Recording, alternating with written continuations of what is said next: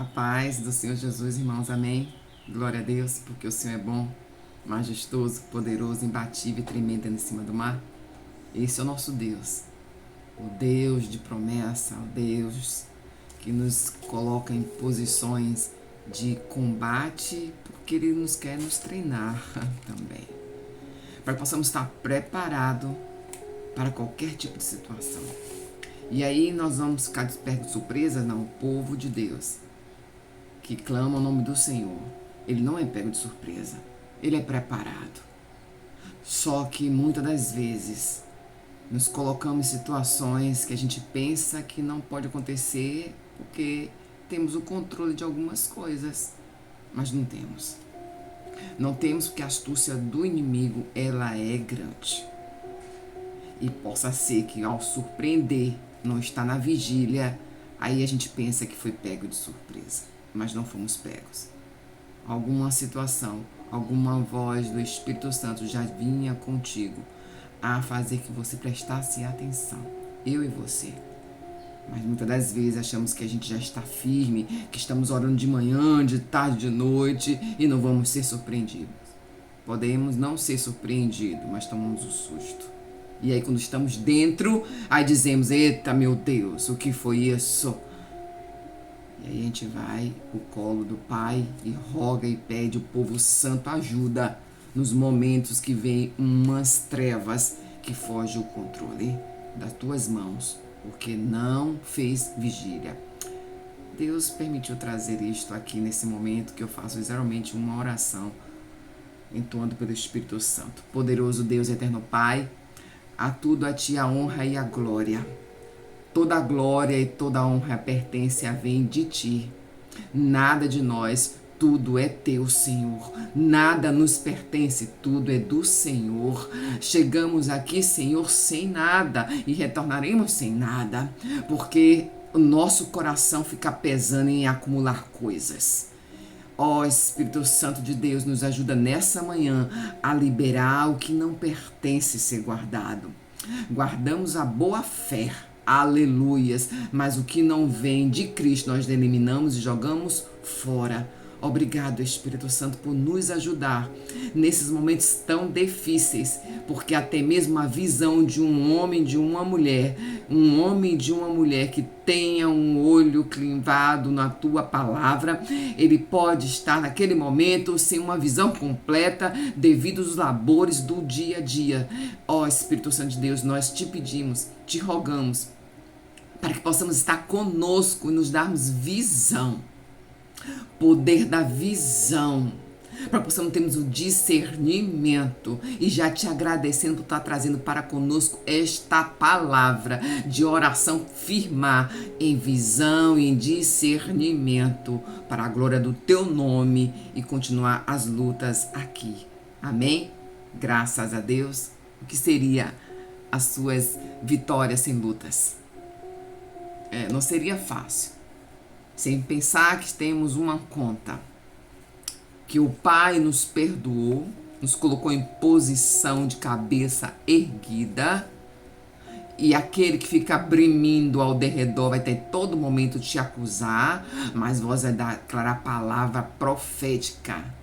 Nenhuma condenação há para aqueles que creem em Cristo Jesus, porque eu e vós fomos já lavados e remidos com o sangue do Cordeiro, e de lá do inferno teu nome foi arrancado da lista horrenda, a uma lista maldita, uma lista que era da morte. Jesus te trouxe para a vida e vida em abundância. Então essa voz não tem mais poder sobre você, nem sobre mim, nem sobre nós, porque aquele que estava no cruento madeiro derramou sangue por mim e por ti. Amém? Glória a Deus.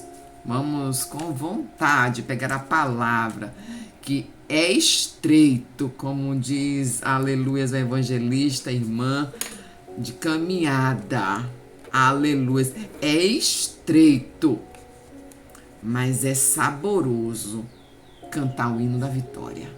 Só aqueles que creem no Senhor sabem que gosto tem Tô sentindo um gostinho da vitória. Mais uma outra irmã evangelista da minha congregação. Eu estou sentindo o gostinho da vitória. Tá sentindo? Eu tô sentindo. É por isso que estão se levantando tantos aí à sua frente. Vamos para a palavra de poder do Senhor. Vamos para as espadas. Elas estão aqui. A Ele, que é o dono da glória. O reino sempre eterno é dele. Glória a Deus. Aleluias.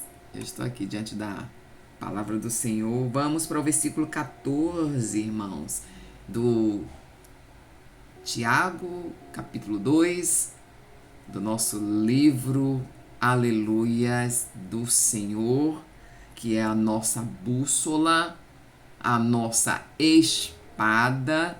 E eu estou abrindo aqui a segunda, para a glória do nome, que é o Rei da Glória. Amém?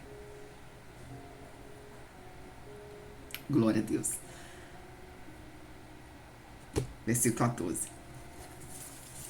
Diz assim a palavra do Senhor. Reverência à palavra do Senhor é algo tremendo. De que adianta, meus irmãos, alguém dizer que tem fé se não tem obras? Acaso a fé pode salvá-lo? E se um irmão ou uma irmã tiver necessidade de roupas ou de alimentos de cada dia, e um de vocês disser, vá em paz, aqueça-se e alimenta-se até satisfazer-se, sem porém lhe dar nada, que adianta isso? Assim também a fé, por si só, não se for acompanhada de obras, ela está morta. Mas alguém dirá, você tem fé?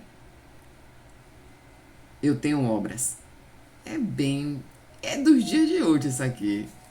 Eita, que Deus não falha, Ele é tremendo. É uma coisa tremenda, 2 milênios, e ai quem diga que está ultrapassado e vai montando aí suas tendas com as suas próprias palavras, né?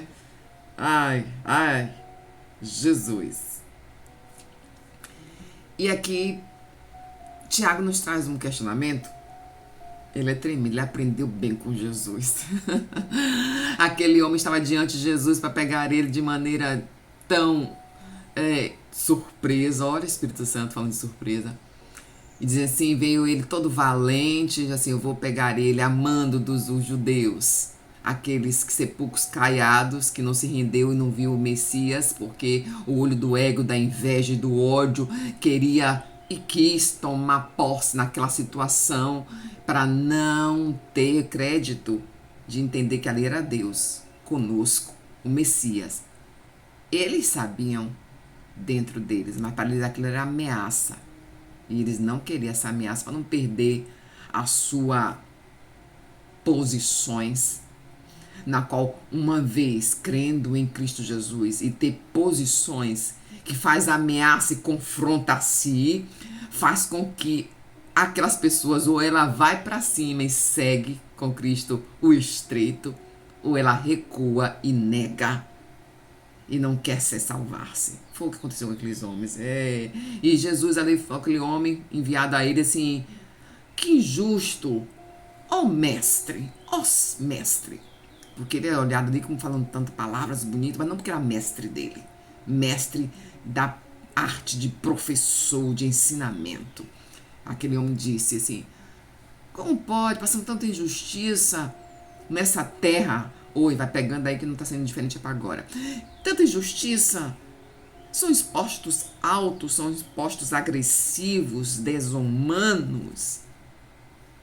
O que te pode fazer? Devemos pagar a ele? Mas isso aí não é o devido, não, é o exploramento. É pesado. Aí Jesus, já sabendo que se passava dentro do coração, oi, Jesus sabe o que passa no teu coração. Não fique atormentado por questões que já se foram. Sim, sabemos que temos consequências de alguns atos, mas Deus vai dando a graça e você passa por algumas dificuldades com a graça dele. Aleluias. E Jesus, conhecendo o coração do que se passava ali, já estava armado por trás. É onipresente, onisciente. Aquele que vê tudo que acontece contigo. Onde você não está presente, ele sabe. Aleluia. E ele disse assim: olha só, e essa moeda tá no teu bolso aí, pega ela aí. Eu tô parafraseando agora, que exatamente não tá no texto desta ordem. Coloca aí sobre as tuas mãos e vê o que é que você vê. Ele disse: o que é que tem nela? Ele disse: tem nela César. Antes de dizer César, ele disse do outro lado: o que é que tem nela? A moeda, né?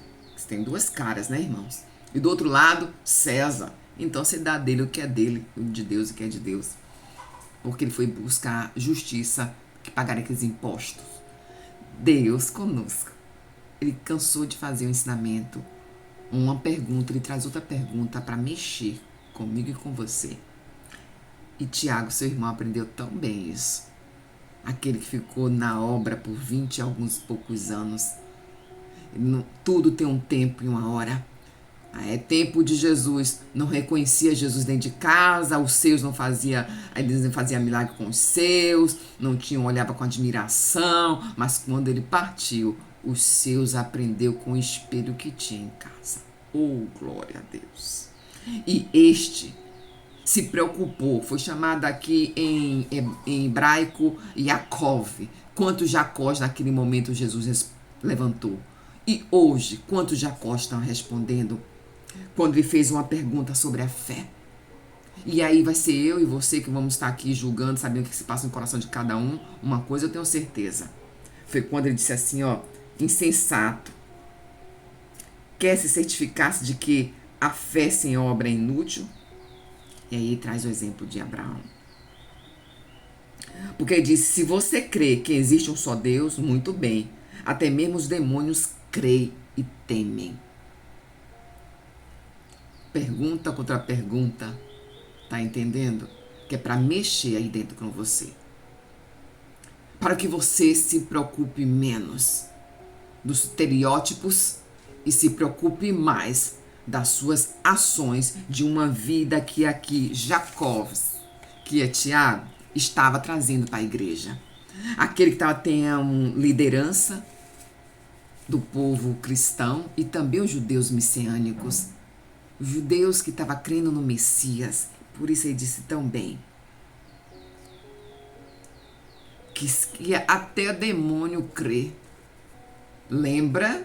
Jesus em Gadareno pegou o barco para ir ao propósito de Gandara, cidade. O que foi que demônios fizeram? Sacudiu o mar. Eita! Para dar uma tempestade e impedir a chegada de Jesus. Ele sabia quem era Cristo e creram. E até hoje, o dia de hoje, ficam se pensando, ainda tem tantos que não crê, né? Céticos. Aqueles cientistas que só olham o lado que ele consegue ver. E o que ele não consegue ver, ele finge com seu ceticismo. E Tiago tem uma coisa importante. Ele não se preocupou em trazer palavras de teologias. Ele já tem quem fez isso, olha. Espírito Santo da oração. Já tem quem fez isso. As cartas de Paulo fez muito bem. Ele se preocupou em trazer um confronto interno. Mudança de vida. Trazer para o povo de Deus uma vida, uma devoção de uma vida sincera. Com sinceridade. Então não adianta se preocupar. A gente entende que tem tantas tabuletas, tantas lideranças por aí que reúnem não sei quantos caminhões, não sei quantos helicópteros de alimento para levar para outras vidas. Mas tem uma vida de devoção sincera com Jesus?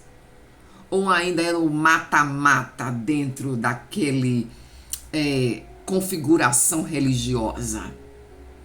Onde até aqueles que o procuram para seguir Jesus Cristo através dessas tabuletas acaba se corrompendo, sendo pessoas egoístas, sendo pessoas que fofoqueiras, sendo pessoas que querem passar o pé nas outras. E é disso que Tiago e Jacob, chamando a igreja, para que eles estavam em um processo muito ruim fora da igreja. Melhor, não da igreja em si, fora do território onde mora. De Israel devido à fome e perseguição. Devido àqueles sepulcros caiados, aqueles os judaístas, o judaísmo estava perseguindo os judeus messiânicos. Aí ele trouxe palavras de sabedoria, e usou muito sermão da montanha, e palavra de sabedoria de provérbios, inclusive de 1:9 ele citou bastante. Por isso nesse tocante ele falou de obras sem fé não tem obras, e fé sem obras também não tem fé. Porque Jesus disse que a obediência é crendo pela fé. Que fé é essa? Eu já começar a entender que não tem acepção de pessoas. Aquele coração tendencioso a fazer com que a gente dê favoritismo a um e a outro que não tem tanto, que nos dá nada, não fazer nada por ele. Não é assim? Tem essa tendência humana. Mas aí nos confronta aqui dentro. Como é que vai chegar lá? Aleluias. Chega lá de que forma? De mãos vazias?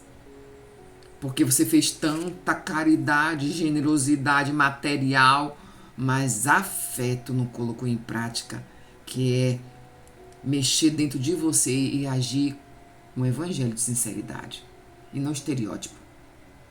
Saia bem longas, estereótipo, mas viver a fé está depositado em algum lugar escondido. Deus está te chamando hoje para te resgatar isso, porque Ele te ama. Amém? Glória a Deus, para entender que fé e obra caminham juntas. E é lá no grande dia, é Ele que vai dizer o dia final, e não esse ao derredor do Satanás que fica aí rodeando os teus ouvidos para dizer, vai por aqui, né? Não, você é besta. Ser crente não é besta. Não, não é. Mas pode andar com parcimônia, pode andar com sinceridade, pode andar com justiça e pedindo a Deus para se fortalecer dentro dessa justiça, amém? E não fazer o que todos os outros fazem, fazer o que Jesus chamou para fazer no estreito. Oh, glória! A paz do Senhor, graças a Deus por essa linda oportunidade.